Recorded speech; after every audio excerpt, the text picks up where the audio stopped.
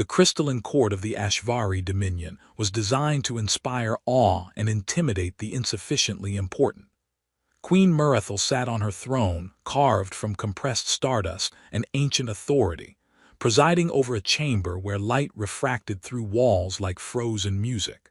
Her court moved in careful choreography, nobles positioning themselves with the precision of chess pieces, who knew exactly how many moves they had before irrelevance.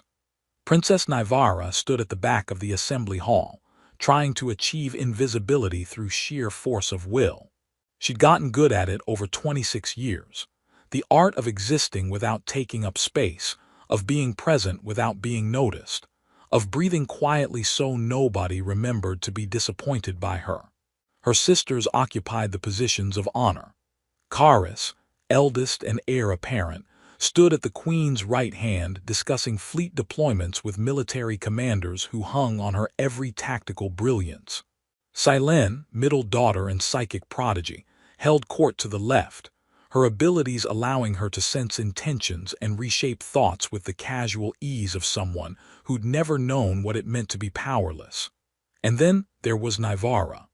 No psychic gifts, no combat prowess, no political cunning, just a genetic anomaly in a family of legends, the mistake the queen had spent 26 years trying to politely ignore.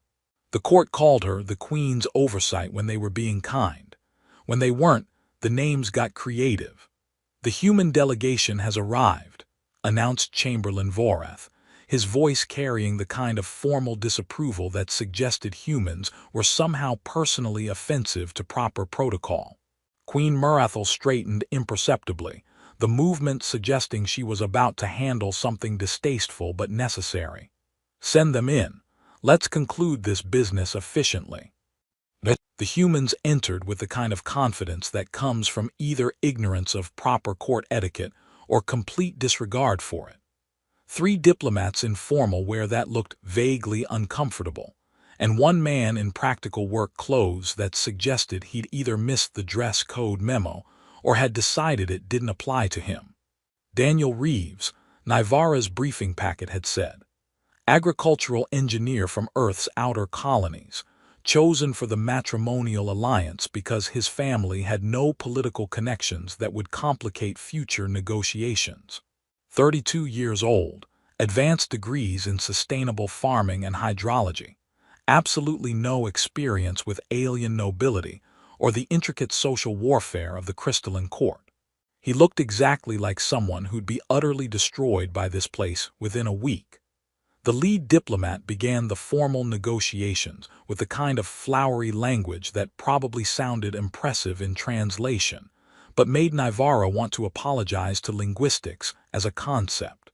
Trade agreements, mining rights, agricultural support for human colonies in exchange for Ashvari navigational data and medical technology. And the matrimonial clause, the diplomat concluded, to formalize the alliance and demonstrate our commitment to long-term cooperation. Queen Murethel's smile could have flash-frozen hydrogen. Yes, the marriage clause. How fortuitous that our youngest daughter is available for such an arrangement. Nivara felt the words like a physical blow, which was ridiculous because she'd known this was coming. Had been told 3 days ago that she was being married off to secure trade agreements and solve 2 problems simultaneously: the need for a human alliance and the embarrassment of a useless royal daughter. "Princess Nivara will make an excellent partner," the queen continued, her tone suggesting that excellent was being used in the most technical sense possible. "She has a gentle disposition and will adapt well to colonial life away from court responsibilities." Translation: she has no valuable skills and we're shipping her somewhere she can't embarrass us further. Daniel Reeves was looking at her now, and Nivara tried not to flinch under the attention. He didn't look cruel, which was something. Didn't look particularly impressed either, which was fair given that she was standing at the back of the assembly wearing robes that were ceremonial hand-me-downs, and trying to project confidence she absolutely didn't feel. "Hi," he said, which made approximately 6 diplomats inhale sharply at the breach of protocol. "I'm Daniel, This whole thing is weird, but I guess we're doing it. Nivara managed a nod. Her voice had apparently filed for early retirement somewhere around the moment her mother had publicly declared her disposable. The negotiations continued for another hour. Details about ceremony, legal frameworks, property rights. Nivara stopped listening around the point where they discussed her like cargo that needed proper documentation for interstellar shipping. The wedding was scheduled for 3 days hence, which was apparently enough time to formalize an alliance, and not enough time to properly plan a ceremony that the court actually cared about. Nivara returned to her chambers, which were beautiful and isolated in the way that expensive prisons often are. Her attendant, Lissa, had already begun packing with the efficiency of someone who'd expected this outcome. "The agricultural moon Verdant 4, Lissa said quietly.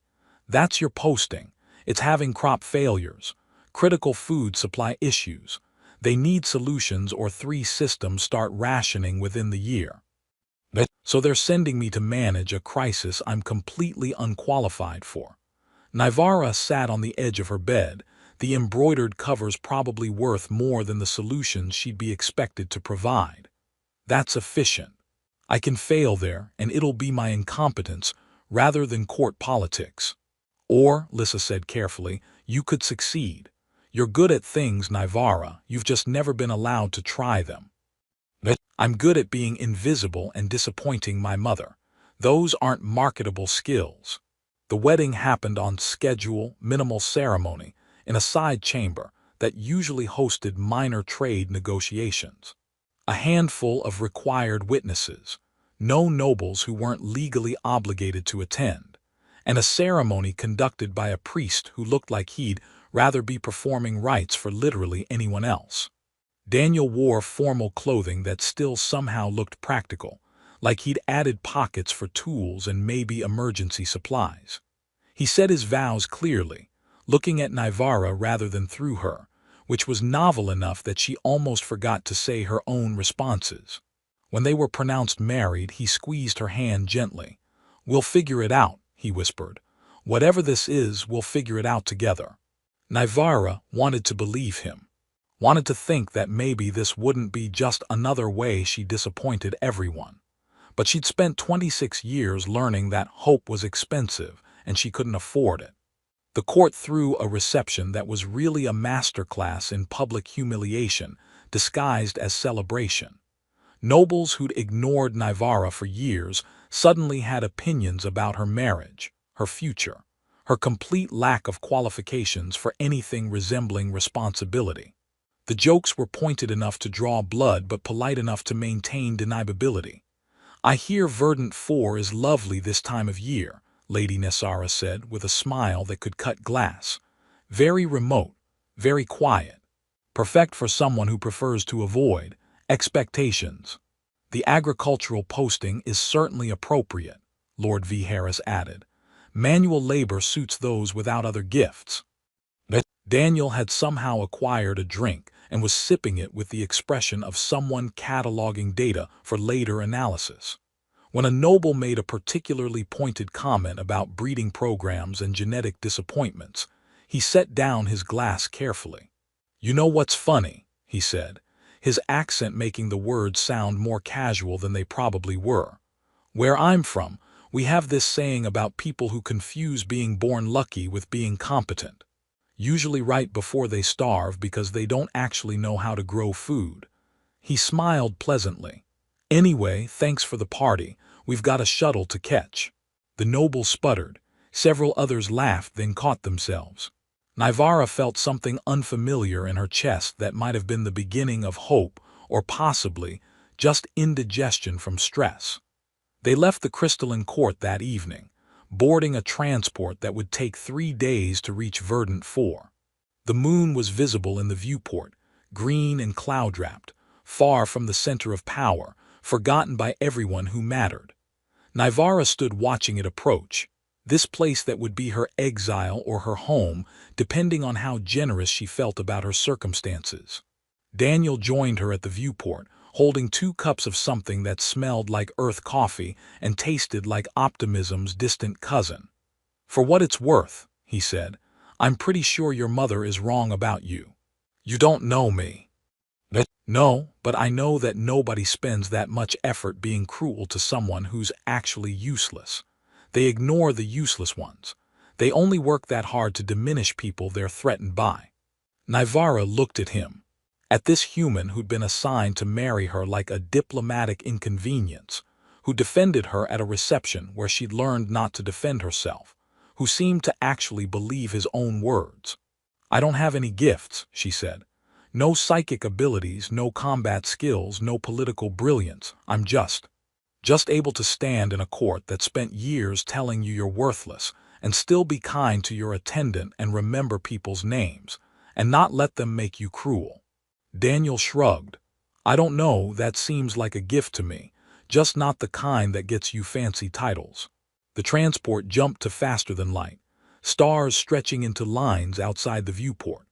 Naivara held her terrible coffee and stood beside her unexpected husband, heading toward a posting designed to be failure, carrying nothing but years of being underestimated, and the strange, dangerous possibility that maybe everyone had been wrong. Queen Murethel watched the transport depart from her private chambers, congratulating herself on a successful negotiation. One daughter married off, human alliance secured, 2 problems solved with efficient diplomacy. She did not think about Naivara again for almost 5 years. That was her first mistake. Verdant 4 looked beautiful from orbit and significantly less so from ground level. The main settlement was functional in the way that frontier colonies are when they're built by people who prioritize not dying over aesthetic considerations. Prefab structures, muddy paths between buildings, and a landing pad that had clearly been repaired multiple times with whatever materials were available. Naivara stepped off the shuttle into humidity that immediately made her formal robes cling in uncomfortable ways. Daniel emerged behind her carrying both their bags because apparently chivalry wasn't dead, just pragmatic. "Atmospheric composition is great," he said, checking a handheld scanner. "Soil reports are concerning. Also, I think your outfit is melting." She looked down. Her ceremonial robes, designed for the climate-controlled elegance of the crystalline court, were indeed having opinions about Verdant 4's weather, and those opinions were negative. The settlement administrator approached, a weathered woman named Kessa who looked like she'd seen too many crop failures and not enough budget increases. "Princess, Engineer Reeves, welcome to Verdant 4. I'd apologize for the conditions, but honestly, this is better than usual." "What's usual?" Naivara asked. "Mud season, 6 months where you sink to your knees if you stand still too long." Kessa gestured toward the compound. "Your quarters are ready, basic but functional. I'll be honest, we weren't expecting much from this posting. HFY oversight hasn't been helpful in the past, and no offense, but you're useless," Naivara supplied. "It's fine, I've heard." Kessa had the grace to look uncomfortable. "I was going to say untested, but yeah, there are rumors about why you're here." Daniel was already scanning the crop fields visible beyond the settlement, his expression shifting from casual interest to focused concern. "Those fields are dying. Actually dying, not drought-stressed. The color's wrong, the growth pattern's wrong. How long has this been happening?" 8 months, maybe longer. We thought it was weather, then soil exhaustion, then pest infestation. Tried everything, nothing works. Kessa's voice held the flat tone of someone who'd stopped expecting solutions. "We've got maybe 4 months of reserves. After that, we start rationing. 6 systems depend on our surplus. If we fail, people starve." "No pressure then," Daniel said cheerfully. "Can I see your soil analysis reports, irrigation systems, crop rotation schedules?" "All yours. They're in HFY script, though." "I'll translate," Naivara said, surprising herself with the speed of her response. "I can read the technical documentation." Both Kessa and Daniel looked at her with varying degrees of surprise. Naivara felt heat rise in her face that had nothing to do with Verdant 4's humidity. "I mean, if that's helpful, I've read agricultural reports before. For my sisters. I wasn't allowed to contribute, but I did the translation work. Daniel's expression did something complicated. Yeah, that would be incredibly helpful, thank you. Their quarters were indeed basic. 2 rooms, shared facilities, furniture that prioritized function over comfort. Daniel immediately spread his equipment across the main space, creating a workstation that looked like organized chaos. Nivara unpacked carefully, trying not to take up too much space, trying not to be in the way. Hey, Daniel said, looking up from his datapad. We're married, this is our space. You're allowed to actually use it. I don't want to interfere with your work. Nivara, he waited until she looked at him. You're not an interference. You're supposed to be here. I'm going to need your help with this. The documentation is extensive, it's in HFY script, and I'm good with engineering but terrible with logistics. So please actually unpack, claim space. This is your home too, even if it's not what either of us planned. She nodded, throat tight, and finished unpacking with slightly less apology in her movements. They spent the first week reviewing reports that painted a grim picture.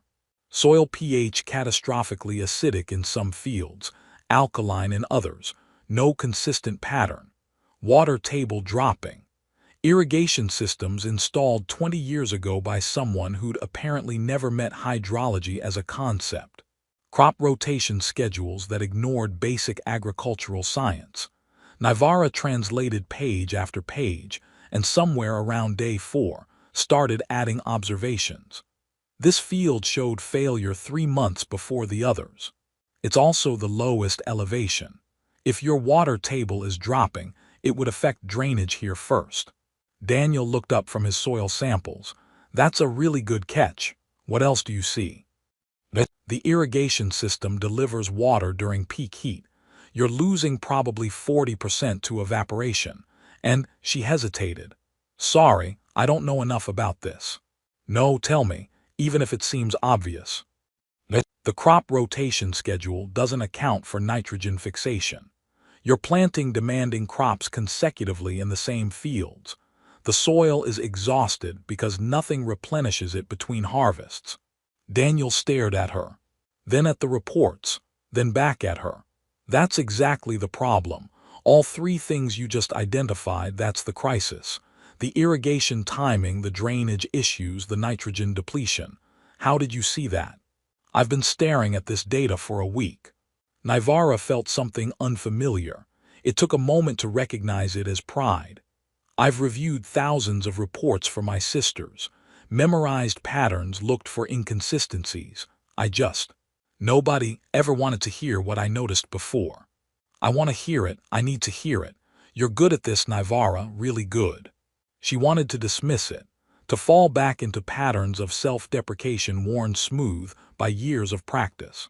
But Daniel was looking at her like she just solved an equation that mattered, and somewhere in her chest, something that had been crumpled and forgotten started trying to unfold. They spent the next 3 months redesigning the entire agricultural system. Daniel handled engineering, new irrigation with moisture sensors and automated timing, soil amendment protocols, crop selection. Nivara handled logistics, supply chains, worker scheduling, resource allocation across fields. She organized the compound's chaotic inventory system, discovered they'd been overordering some supplies and underordering others, saved them enough in shipping costs to fund 2 additional storage facilities. Kessa started bringing her problems instead of just Daniel. Supply convoy delayed. Could Nivara reschedule the harvests to compensate? Worker dispute over field assignments. Could she mediate? Neighboring settlement requesting technical support. Nivara stared at him. At this human who'd been assigned to marry her like a diplomatic inconvenience, who'd seen value in her when nobody else had bothered looking, who'd helped her rebuild herself from someone who apologized for existing into someone who could actually contribute. I think I'm falling in love with you too, she said, which is probably the most inconvenient thing I've ever felt because now I actually care if this works. Daniel laughed. Yeah, caring is terrible for maintaining emotional distance. Want to try it anyway? Yes, Nivara said and meant it. 5 years passed. In the crystalline court, Queen Murethel barely thought of her youngest daughter except when trade reports mentioned Verdant IV's success in passing. Her favored daughters occupied her attention, Karis commanding fleets, Silene growing her psychic influence, both positioned perfectly for succession. She didn't think about Nivara learning to lead. She didn't think about Daniel teaching his wife that being underestimated was an advantage, not a limitation. She didn't think about the partnership building on a forgotten moon, the kind that changed people into who they were actually meant to be. That was her second mistake. The summons from the crystalline court arrived on a morning that had started promisingly and was rapidly deteriorating. Nivara was mediating a dispute between two settlement factions about water rights when the official transport appeared in Verdant IV's sky like an expensive bad omen. The message was formal, mandatory, and addressed to both her and Daniel. Your presence is required at the crystalline court for emergency succession council. Attendance is not optional. That sounds ominous, Daniel said, reading over her shoulder while trying to fix their coffee maker, which had developed what he called personality issues, and what she called mechanically questionable life choices. It's probably another ceremony where I stand in the background, and they remind everyone I exist technically. Nivara tried for casual and landed somewhere near resigned. Mandatory attendance usually means they need all three daughters present for political optics. When was the last time you talked to your family? 5 years ago, at our wedding. They've sent exactly 3 communications since then, formal acknowledgments of our annual reports. No personal messages, no questions about how we're doing, no interest beyond whether Verdant IV's numbers look acceptable for trade statistics. Daniel finally coaxed the coffee maker into producing something drinkable through what appeared to be threats and percussive maintenance. You know that's not normal, right? Even for diplomatic marriages, complete silence for 5 years is weird. For my family, it's about what I expected. She took the coffee he offered, grateful for the familiar ritual. I'm the daughter they sent away, out of sight, out of mind, out of the succession calculations that actually matter. They packed for a week-long absence, leaving their second-in-command, Marin, with detailed instructions and emergency protocols. Verdant IV ran smoothly now, but Nivara still worried. 5 years of work could unravel quickly if the systems she'd built weren't maintained. It'll be fine, Daniel said, catching her expression. You trained everyone well. They know what they're doing because you taught them. That's what good leadership looks like. The transport journey took 3 days.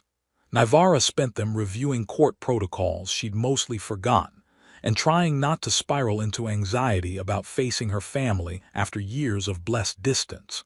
Daniel spent them reading everything he could find about HFY political structure and making notes that looked concerningly like battle plans. You're strategizing, she observed. I'm preparing.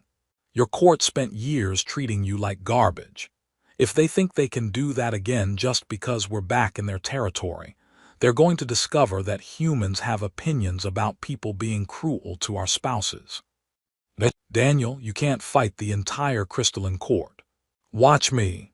They arrived to find the palace in controlled chaos. Guards everywhere, nobles huddled in urgent conversations. The kind of tension that suggested political crisis was either imminent or already happening. Nobody paid attention to their arrival, which would have been familiar except that it felt different now. Nivara noticed the dismissal but didn't internalize it the way she once had. Her attendant Lissa appeared from wherever she'd been waiting 5 years. Princess, you look different. I learned how to do things, turns out that changes you. Nivara managed a smile. What's happening? The summons said Emergency Succession Council, but no details. Lissa glanced around, then lowered her voice. The Dominion is fracturing. Karis's military leadership has alienated half the allied clans. They're threatening to withdraw from the alliance. Silene's been using psychic influence to intimidate political rivals, and it's backfiring spectacularly. The Queen is trying to hold everything together, but the old clan structures are calling for her removal if she can't control her heirs. So they're failing, and Mother needs all three daughters present to project unity. More like they're failing, and she's desperate enough to remember you exist. They were assigned quarters in the family wing, which was new. Previously, Nivara had been housed in guest accommodations, subtle reminder that she was peripheral to the actual family. These rooms were smaller but better positioned, suggesting someone had reconsidered her status. Or just run out of space. The emergency council convened that evening. Nivara entered the grand chamber for the first time in 5 years and felt the weight of collective attention like physical pressure. The court had gathered, every important noble, every clan leader, every political player who mattered in HFY hierarchy. Queen Murethel sat on her throne looking older, sharper, like she'd been refined by stress into something more dangerous. Kara stood at her right, military perfect, but with tension in her shoulders that suggested the perfection was cracking. Silen occupied the left, psychic presence radiating enough to make sensitive individuals flinch. And then Nivara, entering with Daniel at her side, wearing practical clothes from Verdant 4 because she'd outgrown caring about court fashion, standing differently than she had 5 years ago. The whispers started immediately. She caught fragments, the useless daughter, the agricultural posting. What is she doing here? Queen Murethel's expression flickered with something that might have been surprise before diplomatic neutrality reasserted control. Princess Nivara, Engineer Reeves, welcome home. Thank you, Your Majesty, Nivara said, using the formal address that created distance rather than acknowledging relationship. We came as summoned. The council proceedings were simultaneously complex and straightforward. The Dominion was collapsing, and nobody had solutions that didn't involve violence or coercion. Clan leaders presented grievances with the kind of restrained fury that preceded civil wars. Resource distribution had become catastrophically inequitable, with core worlds hoarding supplies while frontier colonies struggled. Military deployments had become punitive rather than protective. Psychic oversight had crossed from security into oppression. Kara's proposed increased military presence. Show of strength will restore order. Deploy the fleet to contested territories. Demonstrate that rebellion has consequences. The clan leaders erupted. Half of them stood, shouting objections in 3 languages simultaneously. One elderly representative spoke with the kind of quiet authority that cut through chaos. Fleet Commander, with respect, we are not your subordinates to be commanded. We are allies who chose this union. Your solution treats us as conquered territories. That is precisely the problem. Silen tried next, her psychic presence expanding through the chamber like fog. I can sense the intentions driving this unrest. Identify the true instigators, and we can address the root causes surgically.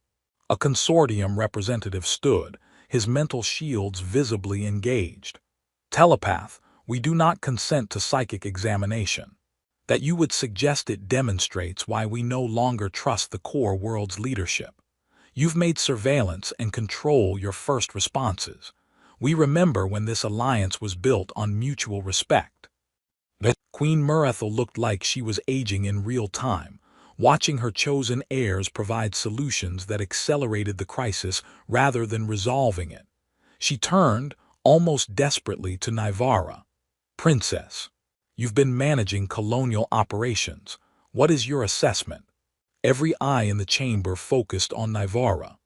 The useless daughter asked for her opinion in front of the entire court after 5 years of being forgotten. She felt Daniel's presence beside her, steady and supportive, and remembered that she wasn't the person who'd left this place. She'd spent 5 years learning she was capable, learning she could lead. She stood and her voice came out clear and steady. The crisis isn't primarily military or psychic, it's economic and structural. She pulled up data on the chamber's holographic display, crop yields, resource distribution, trade flow patterns. Information she'd been compiling for years because she'd never stopped being thorough. Frontier colonies produce 80% of agricultural output, but receive 30% of medical supplies and defensive support. Core worlds consume resources without proportional contribution. The inequity has been growing for 2 decades, and military deployment or psychic intervention won't address it. She walked them through the data, showing how trade agreements had slowly shifted from mutual benefit to exploitation. How defensive fleet positioning protected core worlds while leaving frontier territories vulnerable.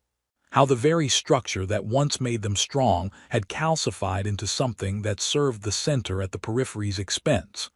Verdant 4 was failing when we arrived, she continued. Not because the people were incompetent, but because the system was designed to extract rather than support. We rebuilt it by actually listening to the workers, addressing their real needs, distributing resources equitably. Yields increased 300%, worker satisfaction is measurable, and the techniques we developed, they're replicable. Other settlements have adopted them successfully. She met the clan leader's eyes, then her mother's, then her sister's. You can't command your way out of this, Karis. You can't manipulate your way through it, Silen.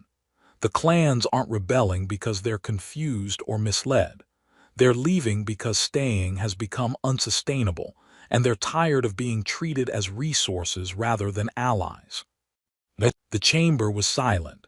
Queen Murethel's expression had progressed through surprise to something that looked uncomfortably like regret.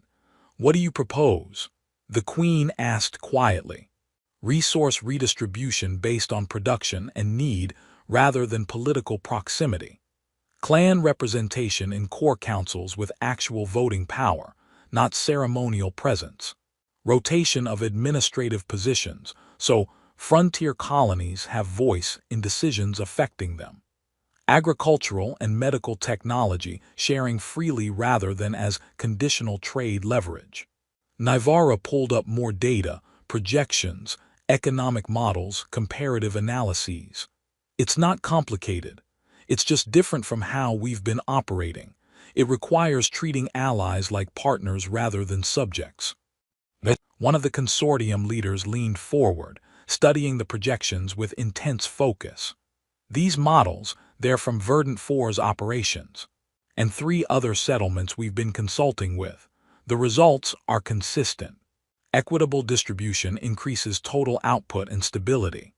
Everyone benefits, including core worlds, because supply chains become more robust and political tensions decrease. This would require significant restructuring, another clan leader said, but his tone was interested rather than dismissive. Yes, but restructuring is less disruptive than civil war. Nivara kept her voice level factual. The current trajectory ends in fragmentation. Multiple independent territories, disrupted trade, probable military conflicts, or we can adapt, build something more sustainable. It requires the core worlds giving up some centralized control, but maintaining control over a disintegrating alliance seems like a poor trade. Daniel had been silent throughout, but now he spoke up with the casual authority of someone who'd never learned proper reverence for royalty. Where I'm from, we have these things called farmers' cooperatives, decentralized structures where producers have actual say in governance and resource distribution. They're more stable than top-down systems because people invest in maintaining structures they have voice in. Just a thought. A clan leader actually laughed. Your human speaks more sense than some of our nobility. Perhaps that's the problem. We've been listening to the wrong voices. The council continued for 6 more hours. Not shouting or threatening, but actually negotiating. Clan leaders presented specific grievances, and Nivara worked with them to develop solutions, pulling in Daniel for technical specifications and economic projections. She didn't command or decree. She facilitated, mediated, built consensus piece by careful piece. Karis watched with an expression caught between disbelief and something that might have been jealousy. Silen's psychic presence had withdrawn, no longer needed because nobody was fighting. Queen Murethel was silent, observing her youngest daughter do what her chosen heirs couldn't, actually lead without coercion or manipulation. When the council finally adjourned at midnight, the crisis hadn't resolved completely, but it had de-escalated. The clan consortium agreed to pause secession proceedings while the proposals were formalized. Core world representatives agreed to preliminary resource redistribution. It wasn't peace, but it was breathing room. Nivara and Daniel walked back to their quarters through corridors that felt different than she remembered. Or maybe she was different. 5 years ago, she'd walked these halls trying to be invisible. Now she walked them with the confidence of someone who discovered they could actually do things that mattered. "That was impressive," Daniel said. "You basically saved the Dominion in one 6-hour negotiation session. I just showed them data and listened to their concerns." Right, which is exactly what nobody else thought to do. Your sisters were too busy trying to dominate, and your mother was too invested in the old power structures. You actually treated people like their perspectives mattered. They reached their quarters to find Queen Murethel waiting outside. She stood alone, without attendants or guards, looking smaller than Nivara remembered. "May I speak with you?" the queen asked. "Both of you." They entered the sitting room, and Nivara waited for whatever this was. Praise that would feel hollow, acknowledgement that came 5 years too late, something. Murethel stood by the window, looking out at the palace grounds illuminated by bioluminescent gardens. When she spoke, her voice carried weight that had nothing to do with authority. "I made a mistake," she said. "Several mistakes. A pattern of mistakes that I've spent the last 6 hours confronting while watching my useless daughter demonstrate more leadership capacity than I've seen in decades." Nivara said nothing. Daniel moved slightly closer, supportive presence without interfering. "I told myself you lacked gifts," Murethel continued. "That you were a genetic anomaly, a daughter who didn't fit the pattern I'd established with Karis and Silen. I told myself hiding you away was kindness, that giving you a remote posting with minimal expectations was mercy rather than cruelty." "It was cruelty," Nivara said quietly. "You can call it whatever you want, but spending 26 years being told I was worthless did damage that I'm still healing from.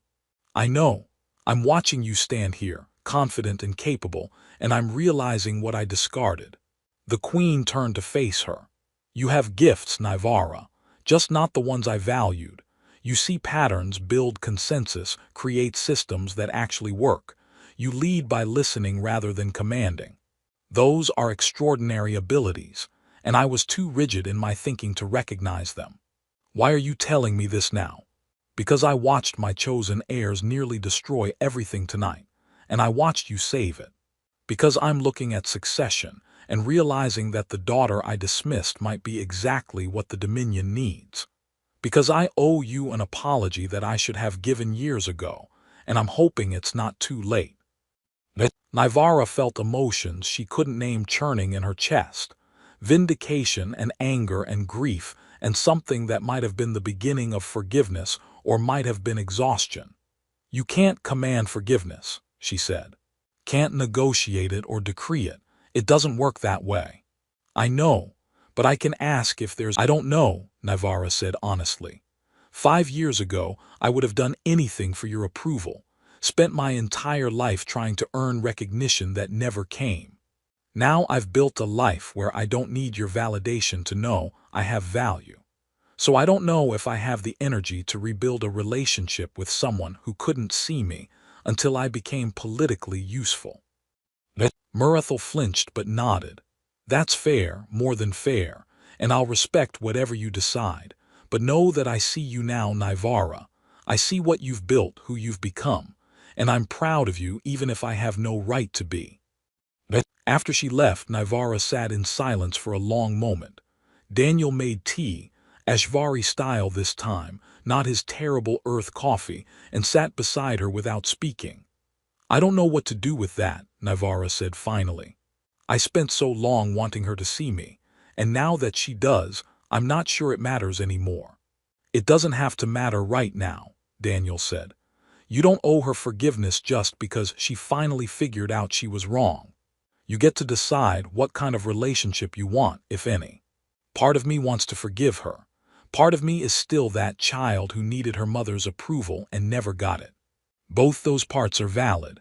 You don't have to choose right now. Naivara leaned into him, grateful for his solid presence.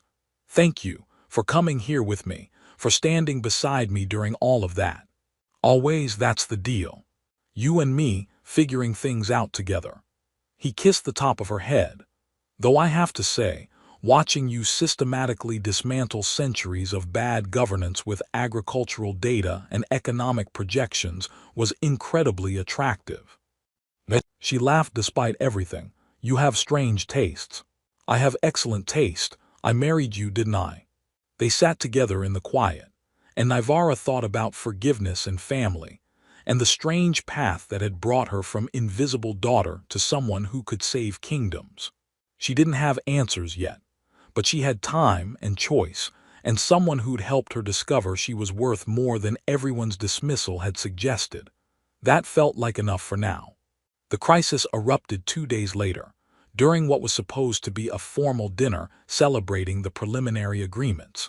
Naivara should have known peace negotiations never went smoothly.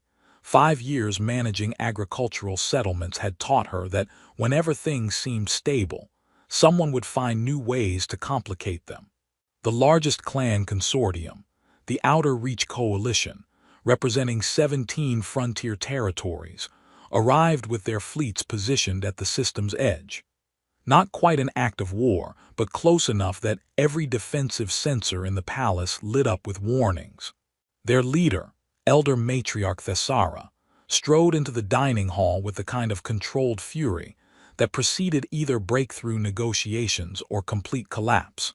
The preliminary agreements are insufficient, she announced, dispensing with diplomatic niceties. Core worlds have agreed to minor resource redistribution while maintaining all governing authority. You offer us crumbs and expect gratitude. We're done accepting symbolic gestures while our people suffer. Queen Murethel stood, diplomatic mask firmly in place. Matriarch Thessara, the agreements were designed as first steps. Additional reforms will take years while you debate details and protect your power structures. Our colonies are rationing medical supplies now. Our defensive positions are undermanned now. We cannot wait for the core worlds to slowly consider treating us equitably. Kara stepped forward, military precision in every movement. Your fleets are positioned in clear violation of alliance treaties. Stand down and we can negotiate in good faith. Stand down so you can dictate terms from a position of strength. Thessara's laugh was bitter. We've been doing that for decades. It's why we're here. Silen's psychic presence expanded, not aggressively but noticeably. Matriarch, your anger is understandable, but fragmenting the alliance will harm your territories more than the core worlds. Let us find compromise. You want to compromise our demands again. Thank you, no. We came to announce our formal secession. The Outer Reach Coalition is withdrawing from the HFY Dominion, effective immediately. We'll establish our own governance, manage our own resources, and build relationships with powers who treat us as equals rather than colonial holdings. The dining hall exploded into chaos. Nobles shouting, clan leaders arguing, military commanders reaching for communication devices to mobilize defensive positions. The fragile peace was shattering in real time, and everyone's solutions seemed designed to accelerate rather than prevent catastrophe. Naivara watched her sisters respond exactly as they had before, Karis preparing military options, Silen attempting psychic intervention, both using tools that had already failed because they couldn't imagine different approaches. She looked at Daniel, who raised his eyebrows in that expression that meant your call, but I'm ready to follow your lead. She stood.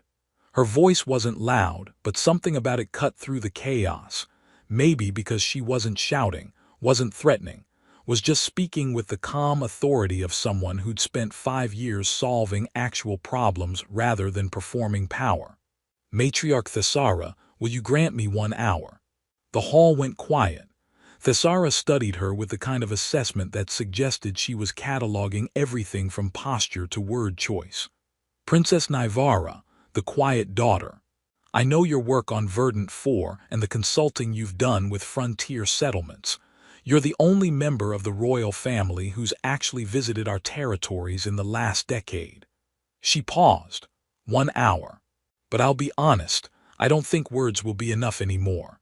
Not words, solutions, real ones, not symbolic gestures.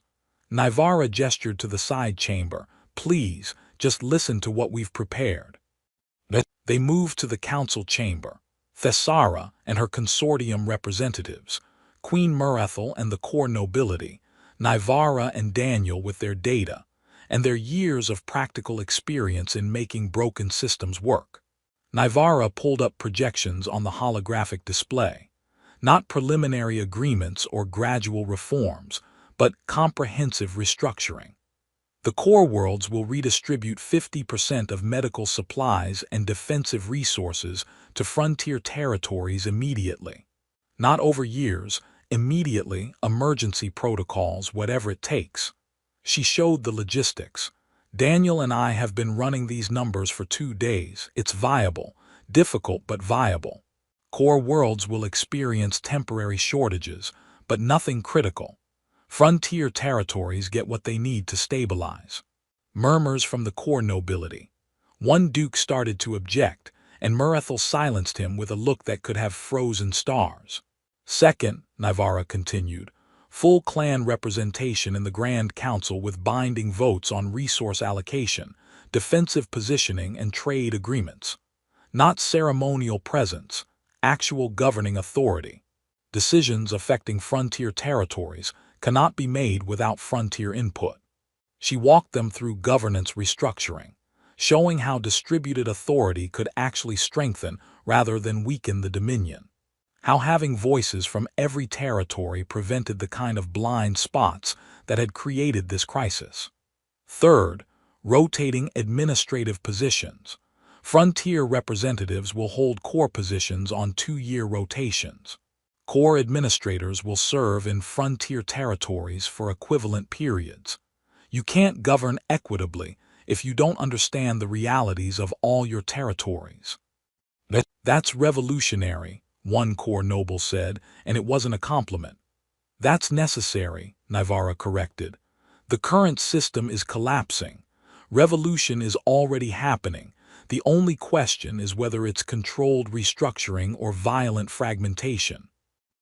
Daniel added technical specifications, supply chain logistics, defensive coordination protocols, economic projections showing that equitable distribution actually increased total prosperity for everyone. He presented it with the kind of straightforward competence that made complex solutions seem obvious. Thessara studied the data with intense focus. This level of redistribution, the core worlds would actually do this, immediately. If the alternative is civil war and complete fragmentation, yes, Murethel said. Her voice carried the weight of someone making decisions that hurt but were necessary. Princess Nivara is correct. We've been protecting centralized power while the alliance crumbled. I'd rather maintain a transformed dominion than rule over ruins. You're asking us to trust that this time will be different, another consortium leader said. We've heard promises before. I'm asking you to look at my record, Nivara said quietly. 5 years ago, I was assigned to Verdant 4 specifically to fail. I was the useless daughter, sent to manage a crisis everyone expected would collapse. We rebuilt it by doing exactly what I'm proposing now, listening to the people actually doing the work, addressing real needs, distributing resources equitably. The results speak for themselves. She pulled up more data, Verdant 4's transformation, the 3 other settlements they'd consulted with, testimonials from workers and administrators. Evidence that her approach actually worked when given the chance. I'm not asking you to trust the royal family's promises. I'm asking you to trust the demonstrated effectiveness of systems that value all territories equally. Thessara was quiet for a long moment. Around her, consortium representatives leaned in, whispering urgent consultations. The hour Nivara had requested was nearly up. "We need guarantees," Thessara said finally. "Legal frameworks that can't be undone by future administrations. Constitutional protections for frontier representation. Automated resource distribution tied to production and need rather than political discretion." "Agreed," Nivara said. "Daniel and I drafted constitutional amendments. They're comprehensive.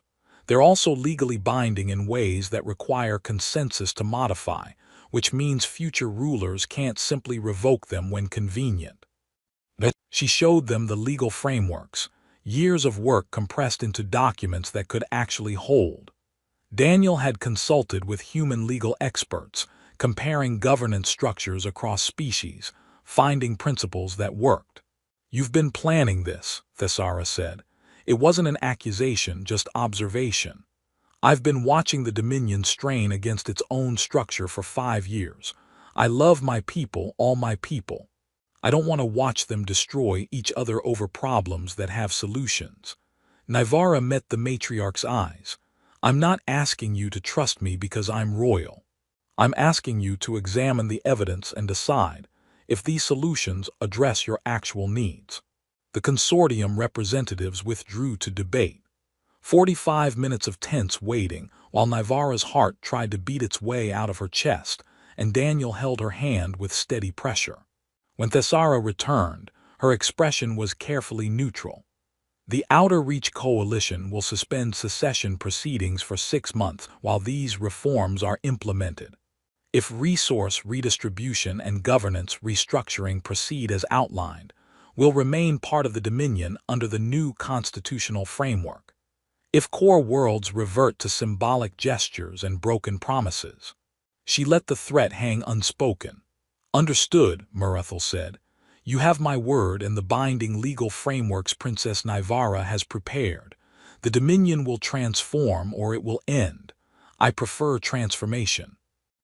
The crisis de-escalated. Not perfectly. There would be months of difficult implementation, resistance from nobles who preferred the old hierarchies, complications nobody had anticipated. But they had breathing room, had momentum, had something that looked enough like hope that people were willing to try. After the consortium departed and the core nobility dispersed to debate their new reality, Queen Murethel summoned Nivara to her private chambers. Karis and Silen were already there, both looking like they'd been forced to swallow something bitter and were still processing the taste. "You saved the Dominion," Murethel said without preamble. "Not through military force or psychic manipulation, but through actual governance. Through understanding what people needed and providing realistic solutions." "Daniel and I saved it," Nivara corrected. "This wasn't just me." "But you led it. You saw the crisis clearly when I was blind to it. You built solutions when your sisters could only offer force." The Queen looked at Karis and Silen, her expression complicated. "I've been wrong about succession, about what qualities make effective leaders. Your sisters are extraordinary in their domains. Karis will always excel in military strategy, Silen in psychic arts. But governance requires different skills. The ability to listen, to build consensus, to create systems that actually serve people rather than simply controlling them." Karis's expression went carefully neutral. Silen's psychic presence withdrew, self-protective. "I'm naming Nivara as Crown Princess," Murethel said. "Second in line to the throne, with full authority to continue implementing the reforms she's designed. When I eventually step down, she will inherit." Nivara felt like the floor had disappeared. "Mother, I don't want. I know you don't. But you're what the Dominion needs, whether you want it or not. You can continue your work on Verdant 4, build from there rather than from the palace, but you will be Crown Princess." The Queen's voice softened slightly. "I can't force you to forgive me, can't undo the years I dismissed you, but I can make sure the Dominion benefits from your abilities rather than wasting them." Nivara looked at her sisters. Karis met her eyes steadily, something that might have been respect or might have been grief for lost expectations. Silene nodded slightly, acknowledging the reality even if she didn't like it. "If I do this," Navarra said slowly, "I do it my way. No court ceremonies if they're not necessary. No performing royalty if governance needs actual work. And Daniel comes with me, equal partner, regardless of what protocols say about human spouses and succession lines." "Agreed," Murethel said. "Rewrite the protocols if they don't serve. You've already rewritten half our governance structure, might as well finish the job." 1 year later, the Dominion hadn't collapsed. The reforms were progressing, messily, with complications and resistance, but progressing. Frontier territories had representation with teeth.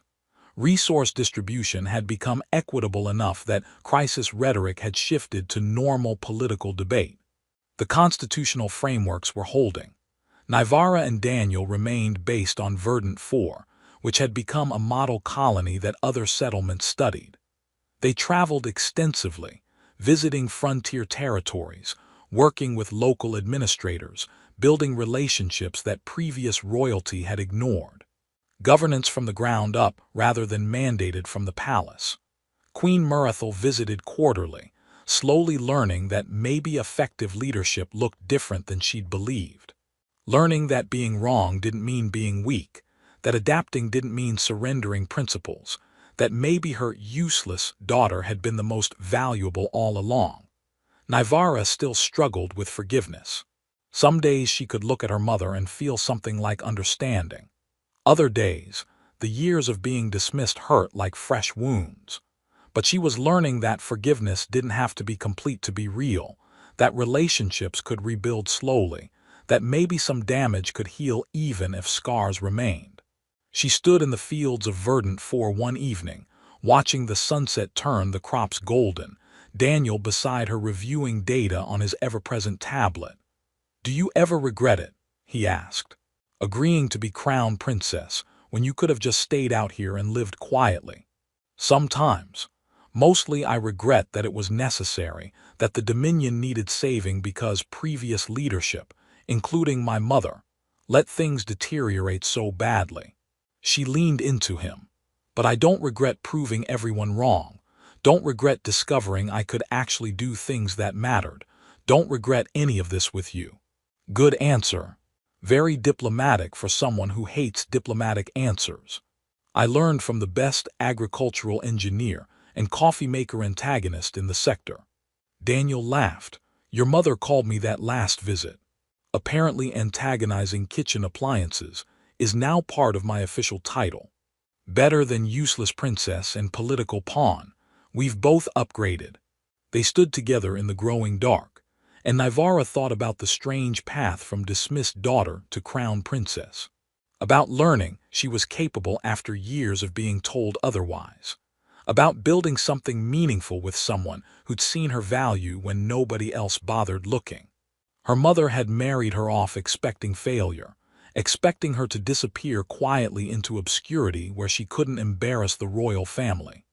Instead, Navarra had discovered she could transform failing colonies, negotiate political crises, and build governance structures that actually worked. The Queen had regretted it, was still regretting it, learning that dismissing people had consequences, and that sometimes the greatest threats to inadequate power structures were the ones you underestimated most. Navarra had stopped needing her mother's approval, had found something better in approving of herself, in building a life that mattered, in proving that maybe being underestimated was the universe's way of making space for becoming who you actually were. "Come on," Daniel said, interrupting her thoughts. "I think I finally fixed the coffee